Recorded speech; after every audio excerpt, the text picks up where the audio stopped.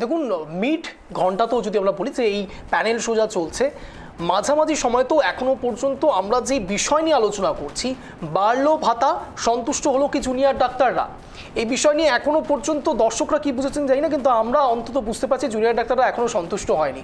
আর একটু বোঝার চেষ্টা করব আগামী 1 ঘন্টায়। কিন্তু তার আগে আরও একটি বিষয় আপনাদের সামনে তুলে রাখবো, তা হলো আইন শৃঙ্খলা। যখন বারংবার করে বলা হচ্ছে জুনিয়র ডাক্তারদের তরফ থেকে যে কোথায় সেই নিরাপত্তা, বারংবার করে তৃণমূল কংগ্রেস কিংবা শাসক দল থেকে বলা হচ্ছে যে এখানে আইন শৃঙ্খলার যথেষ্ট নিরাপত্তা রয়েছে, তখন পানিহাটিতে আজ দেখুন কি হলো, আপনারা প্রত্যেকেই জানেন। সেই প্রতিবেদন আপনাদের সামনে প্রথমে রাখছি, তারপর আসছি আরেকটু আলোচনায়। দেখুন,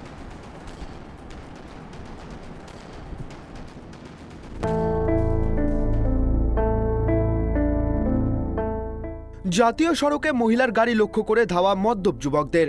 লাগাতার কটূক্তি ও নোংরা অঙ্গভঙ্গির হাত থেকে বাঁচার চেষ্টা করতে গিয়েই ঘটল বিপত্তি। ইফটিজারদের গাড়ির ধাক্কায় নিয়ন্ত্রণ হারিয়ে গাড়ি উল্টে মৃত্যু হলো মহিলার। ঘটনাটি ঘটেছে দুর্গাপুরের কাকসার পানাগড় এলাকায় জাতীয় সড়কের ওপর। জানা গিয়েছে মৃতার নাম সুতন্দ্রা চ্যাটার্জি, বাড়ি চন্দননগরে। তিনি একটি ইভেন্ট ম্যানেজমেন্ট সংস্থার কর্মী ছিলেন। রবিবার কালো রঙের একটি 4 চাকা গাড়িতে করে চন্দননগর থেকে গয়াতে একটি অনুষ্ঠানে যোগ দিতে যাচ্ছিলেন সুতন্দ্রা সহ সংস্থার বেশ কয়েকজন কর্মী। অভিযোগ, বুদবুদে পৌঁছে পেট্রোল পাম্পে গাড়িতে তেল ভরে রওনা হতেই সাদা রঙের অপর একটি গাড়ি ফলো করতে শুরু করে সুতন্দ্রার গাড়িটিকে। ঘটনার দৃশ্য ধরা পড়েছে পাম্পের সিসিটিভিতে।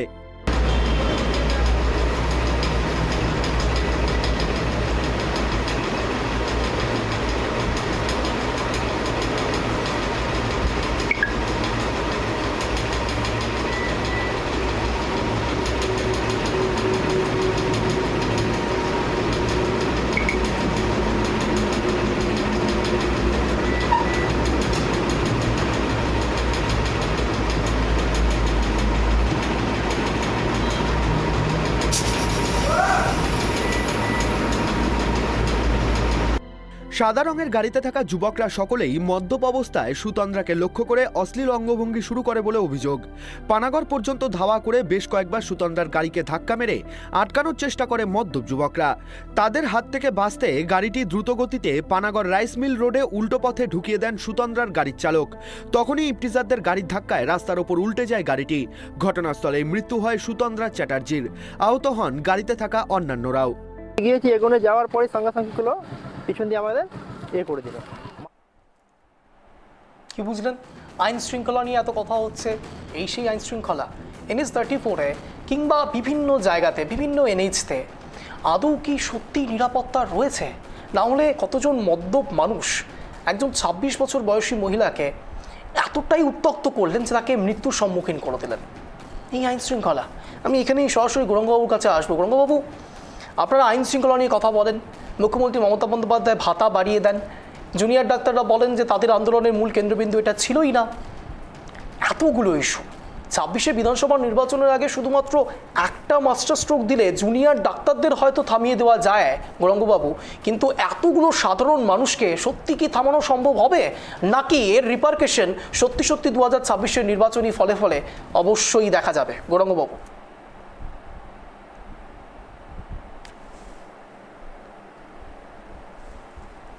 গৌরাঙ্গবাবু আনমিউট করুন।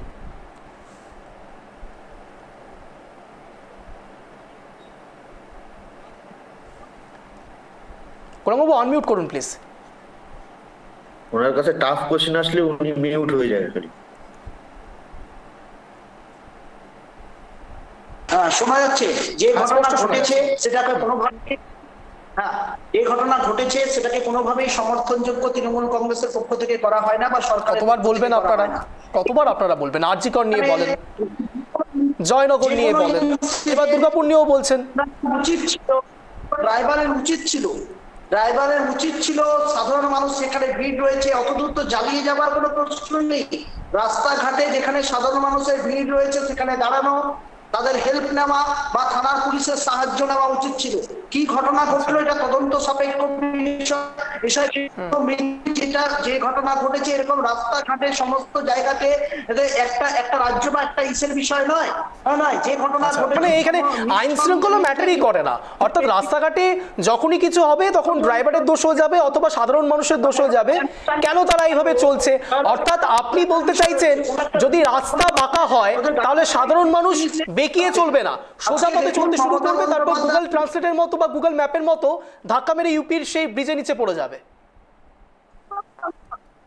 রাস্তা আপনি বলছেন এতদূর রাস্তা দাঁড়িয়েছিল, তাকে ফলো করছে এতদূর রাস্তা দাঁড়িয়েছিল, কোনো লোক ভিড় জনবসতি কিচ্ছু পায়নি, কোনো থানা পুলিশ হেল্পের পায়নি। দুর্গাপুরে আপনি হয়তো দুর্গাপুরে অনেকবার গিয়েছেন গৌরাঙ্গবাবু, শুধু দুর্গাপুর নয়, দেখুন কি তদন্ত অনেক কিছু উঠে আসতে পারে, রহস্য অনেক কিছু থাকতে পারে, সেই বিষয়ে আমি কিছু বলছি না, কিন্তু আপনি যখন রাস্তা নিয়ে কথা বলছেন ন্যাশনাল হাইওয়েতে আপনি কি আশা করেন যে ভুরি ভুরি লোক থাকবে আশপাশে, রাইট অ্যান্ড লেফটে সব জায়গায় ভুরি ভুরি লোক থাকবে, মানুষ কি সেই ওই ঘোস্ট ভোটারদের মতো নাকি রাস্তাঘাটে যখন তখন দেখা যাবে? মেলায় যে নেকের ছবি মহিলাদের বিক্রি হচ্ছে 1999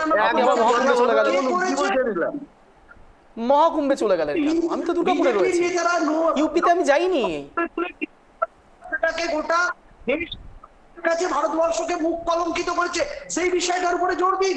আজকে নারীর নিরাপত্তার বিষয়ে কোনো কম্প্রোমাইজ মমতা বন্দ্যোপাধ্যায় করে না, এটা কিন্তু বললে হবে না।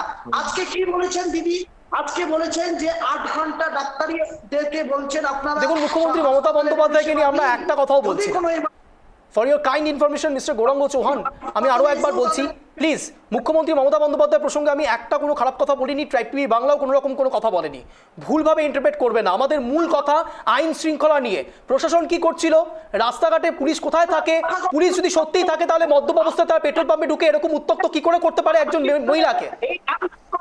আরজি করে কে যখন ম্যাচ করাতে যাবেন এই আইন শৃঙ্খলার সাথে গৌরববাবু আপনি না গোল গোল ঘোরাচ্ছেন, সাধারণ দর্শকের এত সময় নেই। প্রীতম বাবুর কাছে যাবো, প্রীতম বাবু প্লিজ বলুন।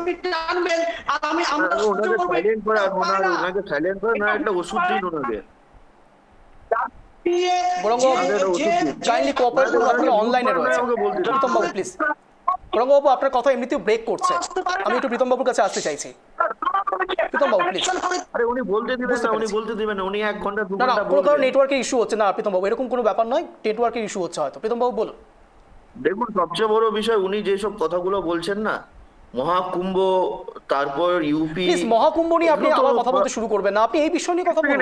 আমি বলছি না না, যে কথাটা উনি বলেছেন, একজন তৃণমূলের দায়িত্বপ্রাপ্ত একজন প্রবক্তা, তিনি যদি মহাকুম্ভের ওইসব কাহিনী নিয়ে যদি উনি অনলাইনে এসব বলছেন মমতা ব্যানার্জির মতো, তাহলে উনি একটা অন্য সম্প্রদায়কে হয়তো তুষ্টি করার চিন্তা করছেন। সেসব বিষয় আমি তো আপনার কাছে জাস্ট তুলে দিলাম তৃণমূলের ভাব চিন্তা ধারণা। সঙ্গে আপনাকে একটা জিনিস বলছি, এটা তো এই ঘটনা তো ইউপি বা উড়িষ্যাতে বা হয়নি, এটা পশ্চিমবঙ্গে হয়েছে, এটা দুর্গাপুরে হয়েছে। দেখুন এটা আসলে কি আছে, মানুষের মধ্যে বা এইসব দুষ্কৃতীদের মধ্যে না পুলিশের প্রতি ভয়টা চলে গেছে। আজকে পুলিশের প্রতি ভয় থাকলে মানুষ এগুলো করতে যাবে না। আজকে তৃণমূলের যিনি স্পোক পারসন, তিনি যেভাবে কথাগুলো বলছেন তাতে মনে হচ্ছে উনি দাঁড়িয়ে থেকে ওখানে দেখেছেন যে কি হয়েছে ঘটনা। তো নিজেকে বা আইন শৃঙ্খলার প্রতি ভয়, সেটা সাধারণ মানুষকে ভয় দেখানোর জন্য এই আইন ব্যবস্থা তৈরি হয়েছে তৃণমূল সরকারে। সেখানে কোনো প্রভাবশালী ব্যক্তির ছেলে বা প্রভাবশালী কোনো ব্যক্তি, তাদের জন্য এই আইন শৃঙ্খলা নেই, কারণ তারা ভালো মতো জানেন যে আমার কোনো তৃণমূলের নেতা পরিচিত থাকলে আমার 7 খুন মাফ হয়ে যাবে। এইটাই আজকে পশ্চিমবঙ্গে পুলিশের কাজ হয়ে দাঁড়িয়েছে।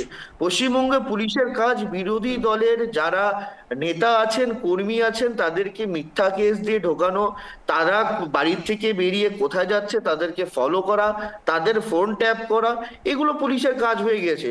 তাছাড়া পুলিশের কোনো কাজ নেই। পুলিশ আপনি বলুন তো, আজকে পশ্চিমবঙ্গে মমতা ব্যানার্জি, আমরা একটু অন্তিম রাউন্ডের দিকে যাচ্ছি, আমি আর সময় দিতে পারছি না বেশি, আমি একটু অনিন্দ্যবাবুর কাছে যাব। অনিন্দ্যবাবু আপনাকে 1 মিনিট সময় দেবো আপনার স্ট্যান্ড পয়েন্ট রাখার, কিন্তু একটি বিশেষ ঘোষণা আপনাদের সামনে করে রাখি, হয় নেটওয়ার্ক ইস্যুর জন্য অথবা আমাদের প্রশ্ন বোধহয় একটু কঠিন হয়ে গিয়েছিল, তাই জন্য গৌরাঙ্গ চৌহান ইতিমধ্যে আমাদের সঙ্গে নেই, গৌরাঙ্গবাবু লেফট করেছেন। আমি অনিন্দ্যবাবুর কাছে যাবো। অনিন্দ্যবাবু আপনার 1 মিনিট সময় শুরু হচ্ছে এখন, আনইন্টারাপ্টেড, বলুন। Thank you. আমাদের যে অভয়ার ন্যায় বিচারের দাবিতে যে আন্দোলন শুরু হয়েছিল 9 আগস্ট থেকে, সেই আন্দোলনের ধারায় আমরা দেখেছি একাধিক আন্দোলনে আমরা ধর্মতলায় অনশন হয়েছে, স্বাস্থ্য ভবনে আমাদের বিভিন্ন দাবি যে অভয়ার ন্যায় বিচার, পাশাপাশি থ্রেড কালচার, কলেজে কলেজে যে থ্রেড কালচার, এবং সেখানে দেখেছি আমরা রাজ্যের প্রশাসনের একাধিক কর্তা ব্যক্তিরা বিভিন্নভাবে সরাসরি প্রত্যক্ষভাবে পরোক্ষভাবে জড়িত। আমরা চেয়েছিলাম এই আন্দোলনের ফলে এই সমস্ত কলেজে কলেজে থ্রেড কালচার এবং প্রশাসনের স্বাস্থ্য দুর্নীতি থেকে শুরু করে এই সমস্তগুলো যাতে অবসান হয়, আমাদের এই আন্দোলনের মূল দাবি ছিল এটাই। কিন্তু আমরা দেখেছি এই আন্দোলনটা যখন আমরা এখন এই সরাসরি অবস্থানগুলো যখন আস্তে আস্তে কমে এলো, সবাই যখন কাজে ফিরলো, তখন দেখেছি যে প্রশাসনের পক্ষ থেকে আন্দোলনের যারা আন্দোলনের WJDF যারা মুখে ছিলেন সামনে, তাদের উপর ব্যক্তিগত আক্রমণ করা হচ্ছে এবং এই আন্দোলনকে মেলাইন করার জন্য বিভিন্নভাবে তাদের নেতা মন্ত্রীরা, কর্তা ব্যক্তিরা চেষ্টা করছে। এবং আজকে এই সভাগৃহে, প্রেক্ষাগৃহে যে বিভিন্ন জায়গা থেকে চিকিৎসকরা, ছাত্রছাত্রীরা ছিল, সেখানে আমরা আশা করেছিলাম যে অভয়া ন্যায় বিচার যে আসেনি, সেই ন্যায় বিচারে আসেনি, তো সেই ন্যায় বিচারের যে একাধিক ব্যক্তি জড়িত তাদের সম্বন্ধে কোনো দিশা পাওয়া যাবে। এবং স্বাস্থ্য দুর্নীতি জড়িত এবং থ্রেড কালচার, তার বিরুদ্ধে তিনি কি স্টেপ নিয়েছেন, এমনকি তারা যে ঘটা করে টাস্ক ফোর্স ইত্যাদি সম্পর্কে তারা যে কি করেছেন, সেগুলো নিয়ে কোনো কথাই আলোচনা হয়নি। বুঝতে পেরেছি। আমি এখানে সুস্মিতাদির কাছে যাবো। সুস্মিতাদি, শুধু একটি বিষয়ের প্রশ্ন সংযোজন করার চেষ্টা করবো, তা হলো বিজনেস স্ট্যান্ডার্ডের লাস্ট রিপোর্ট অনুসারে আমি যা পড়েছি, সেখানে যা জানতে পারছি আমরা, প্রত্যেকটি সাধারণ মানুষের মাথার ওপর করের দায় রয়েছে 60,000 টাকা করে। সেখানে দিনের পর দিন এতগুলো ভাতা ঘোষণা, কখনো লক্ষ্মীর ভাণ্ডার হোক, কখনো বা জুনিয়র ডাক্তার কিংবা PGT ডক্টরদের, দিনের পর দিন এই দায় কে নেবে? আপনার 1 মিনিট সময় শুরু হচ্ছে এখন, আনইন্টারাপ্টেড, বলুন। এবং সবচেয়ে বড় কথা, আমি প্রথমেই আপনাকে বলেছি যে আমাদের সাধারণ মানুষের করের টাকা দিয়ে যেভাবে ডোল রাজনীতি হচ্ছে, এই রাজনীতি শেষ কোথায় গিয়ে দাঁড়াবে এবং আমাদের রাজ্যের অর্থনৈতিক অবস্থা এবং আর্থসামাজিক অবস্থা কি জায়গায় গিয়ে দাঁড়াবে, সেটা একটা ভাববার জায়গা আছে। আর আপনি যে ঘটনাটা দেখালেন, এই ঘটনাটার সম্বন্ধে আমি একটু না বলে পাচ্ছি না। যে এই রাজ্যের মুখ্যমন্ত্রী বলে কোনো একটি ঘটনা ঘটলে যে সেই মেয়েটি প্রেগনেন্ট ছিল না, সেই মেয়েটির সাথে কারোর অ্যাফেয়ার্স ছিল, লাভ অ্যাফেয়ার্স ছিল। কালিয়াগঞ্জে আমরা দেখেছি কোনো মেয়ে ধর্ষিতা হয়ে মারা গেলে, খুন করা হলে তাকে তার দেহকে পুলিশ উলঙ্গ অবস্থায় টানতে টানতে নিয়ে যাচ্ছে। আর যেই রাজ্যের পুলিশের উপরে মানুষ আস্থা হারিয়ে ফেলে, যে প্রশাসন, DSP, SP-রা মুখ্যমন্ত্রীর বাড়িতে গিয়ে কালী পুজোয় খিচুড়ি বিলোয়, এবং যেই রাজ্যের প্রশাসন আজকে তৃণমূলের দলদাসে পরিণত হয়েছে, সেই রাজ্যের প্রশাসন তো এইভাবে ভেঙে পড়বেই। আজকে যেই প্রশাসনের উপরে মানুষ ভরসা করে চলবে, আজকে এই মেয়েটিকে এতটা রাস্তা চেস করলো এবং শুধু দেখা যাবে শেষ পর্যন্ত কোনো প্রভাবশালী ব্যক্তির কোনো ছেলে কিংবা কেউ এর সাথে যুক্ত আছে। এবং সবচেয়ে বড় কথা হচ্ছে, যেটা আমাদের খুব মানে একটা মনে প্রশ্নটা, যেটা আমাদের কাছে প্রশ্ন, এটা সবচেয়ে বড়, যে প্রশাসনের উপরে মানুষ আস্থা কেন হারিয়ে ফেলছে? প্রশাসনের উপরে মানুষ আস্থা হারিয়ে ফেলছে তার কারণ হচ্ছে, প্রশাসন তো তৃণমূলের নেতাদের গোষ্ঠীর দ্বন্দ্ব সামাল দিতে এবং তাদেরকে সুরক্ষিত করতে। আপনার 1 মিনিট সময় শুরু হচ্ছে এখন, আনইন্টারাপ্টেড, বলুন। দেখুন, সবার প্রথমে হচ্ছে অভয়া কাণ্ডের আজকে যারা মাস্টার মাইন্ড, তাদেরকে খুব সুন্দরভাবে, প্রাতিষ্ঠানিকভাবে মমতা ব্যানার্জি বাঁচিয়ে দিয়েছেন এই ইনভেস্টিগেশনের অবস্থাটাকে নষ্ট করে দিয়ে, যাতে গিয়ে আজকে ডাক্তারদেরকে কিছু ভাতা দিয়ে তাদের মুখ বন্ধ করার চেষ্টা, যেটা কোনোদিন সম্ভব নয়। কারণ এটা একটা আইডিওলজিক্যাল থেকে চলে গিয়ে সেটা একজনের বিচারের উপরে গিয়ে দাঁড়িয়েছে। দেখুন, আজকে এটা যিনি ভাতা দিচ্ছেন, সে ভাতাটা সেটা শুধুমাত্র তার পৈতৃক সম্পত্তি নয় যে সে ভাতা দিচ্ছেন, তারা আজকে দেখুন মাথা পিছু জনসংখ্যা অনুসারে ডাক্তারের সংখ্যা অনেক কম, যার প্রতি ডাক্তারদেরও অনেক অসুবিধা ফেস করতে হয়, যেখানে তারা খুব ভালোভাবে সুরক্ষিত না। দিনের পর দিন এরকম আমরা ঘটনা শুনতে পারি, ডাক্তাররা এখানে প্রহৃত হয়েছে, তাদের আঘাত ঘটেছে।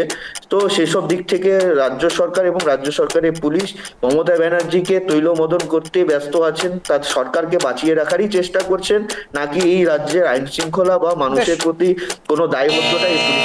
বাবু, আমি সরি, আমি আর সময় দিতে পারছি না। একটা কথা শুধু অ্যাড করব, যে আজকে পুলিশও তৃণমূলের নেতা, অঞ্চল সভাপতি, জেলা সভাপতি এদের হাতে প্রহৃত হচ্ছে। পুলিশেরও তো অবস্থা সব মানে খুব মানে তোমার সব- DA মানে বা সব বুঝতে পেরেছি। মিছিয়ে- আমি শেষ বেলাতে আর টেম্পারেচার হাই করাতে চাইছি না। আমি যে কথা বলে আজকে এই স্পেশাল শো শেষ করব তার আগে আপনাদের এখন ধন্যবাদ দিচ্ছি না, একটি কথা শুনে নিন। দেখুন, রাজনীতির পরায়ণ যারা ব্যক্তি রয়েছেন, যারা নেতা, তারা রাজনীতিটা করতে পারে সাধারণ মানুষ রাজনীতির শিকার হতে চায় বলে। আমি কেন সাধারণ মানুষের কথা বলছি তার কারণ, ইতিমধ্যে মুখ্যমন্ত্রী মমতা বন্দ্যোপাধ্যায় ভাতা ঘোষণা করেছে। আমাদের সামনে জুনিয়র ডক্টর বসে রয়েছেন, তার 1 ঘন্টার বক্তব্য আমরা শোনার চেষ্টা করেছি। শুধুমাত্র তিনি নন, অনিকেত মাহাতো থেকে শুরু করে অনেক জুনিয়র ডক্টররা একই সাথে একটা কথাই বলছেন যে তারা ভাতার জন্য লড়াইটা করেনি। উল্টো দিকে যে 675 জন সিনিয়র ডাক্তারদের ডাকা হয়েছে, আজ আমরা স্বয়ং ট্রাইব টিভি বাংলা গ্রাউন্ড জিরোতে থেকে সেই সিনিয়র ডাক্তারদের সঙ্গে কথা বলেছিলাম। সেই সিনিয়র ডাক্তার উল্টো কথা বলছে, উল্টো সুর বইছে। অর্থাৎ ডিভাইড অ্যান্ড রুল এই প্রসঙ্গ এখানে স্পষ্টত খাটে। ডাক্তাররা নিজেরা যদি চায় তাহলে পলিটিক্স হবে, ডাক্তাররা না চাইলে পলিটিক্স হবে না। এই কথা বলেই আজকের স্পেশাল শো শেষ করবো। আপনাদের তিনজনকেই অনেক ধন্যবাদ ট্রাইব টিভি বাংলা আসার জন্য। গৌরাঙ্গবাবুও ছিলেন, গৌরাঙ্গবাবুকেও অশেষ ধন্যবাদ ট্রাইব টিভি বাংলা আসার জন্য। সন্ধ্যে 7টার এই শোতে জয়েন করার জন্য প্রত্যেককে ধন্যবাদ। আপনারা এরকম টান শো দেখার জন্য ট্রাইব টিভি বাংলার পথে প্রতিদিন সন্ধ্যে 7টায় নজর রাখুন। নমস্কার।